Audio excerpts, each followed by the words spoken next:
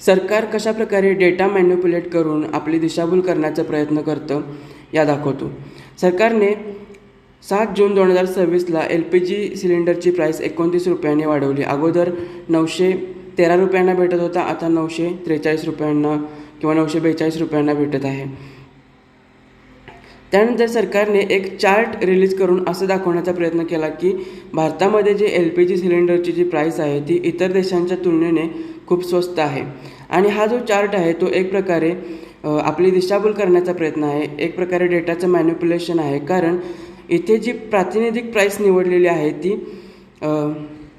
उज्ज्वला लाभार्थ्यांना जी प्राईस लागू होती ती प्रातिनिधिक प्राईस निवडलेली आहे। उज्ज्वला लाभार्थी आपल्या देशातील एकूण LPG कंझ्युमरच्या फक्त 32% आहेत आणि फक्त 32% लोक जी प्राईस पे करत आहेत ती प्रातिनिधिक प्राईस कशी काय असू शकते। उरलेले 68% लोक जी 942 रुपये प्राईस पे करत आहेत त्याचं काय।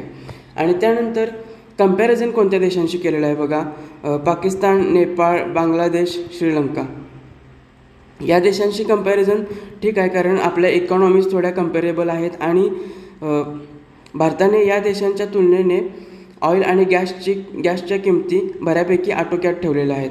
पण युनायटेड स्टेट आणि ऑस्ट्रेलिया आणि कॅनडा या देशांशी आपल्या देशातील LPG सिलेंडरच्या प्राईसची तुलना करणं हे इलॉजिकल आहे, अतार्किक आहे। कारण इथे पहा, अमेरिकेची जी पर कॅपिटा इन्कम आहे ती आपल्या भारताच्या पर कॅपिटा इन्कमपेक्षा 30 पटीने जास्त आहे।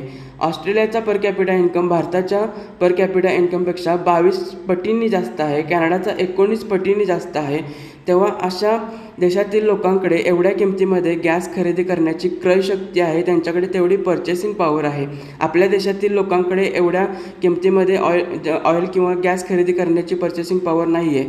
त्यामुळे अशा देशांशी आपल्या देशातील LPG सिलेंडरच्या प्राईसची तुलना करणं हे अतार्किक आहे।